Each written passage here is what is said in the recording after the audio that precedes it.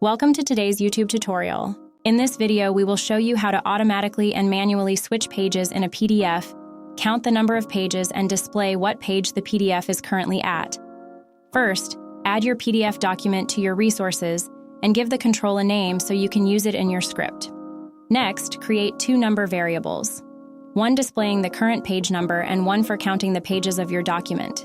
You also need a Boolean variable for the automatic change. Set the default value to true. Connect the toggle control to the automatic change Boolean variable. Create two text fields and connect the first one with the variable for the current page number. Link the second text field to the variable that counts the number of pages in your PDF. Separate the two numbers with a slash. Now, let's create the script that counts the number of pages of the PDF. It should be executed on screen activation. Set the variable page count and get the number of pages from the PDF control. Next, get the current page number and set the variable current page number. To create the script for the automatic page change, add a new timer script. Change the name and set the name to the interval you would like your pages to switch. First, we need to check if automatic change variable is set to true by our toggle switch. So, if this is true, we need to check if the current page number is larger or the same to our page count.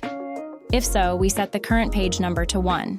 In the else section, we will add +1 to our current page number variable. Finally, set the page of the PDF control to the current page number variable. Our manual page change script needs to go on the buttons next to our page numbers. These are deactivated by default and only activated when the toggle switch for the automatic change is false. With conditional formatting, we activate the buttons. For our forward button, we check if the current page number is smaller than the page count. If so, we add +1 to our current page number variable and show the next page. For our backwards button, we do the same. Only we subtract 1 from our current page number variable and run the function show previous page. Now you have a PDF that automatically changes pages. You can also manually go forwards and backwards. In the video description, you can find links to our template page, where you can download the project file and the corresponding article on our help page. Thank you for watching.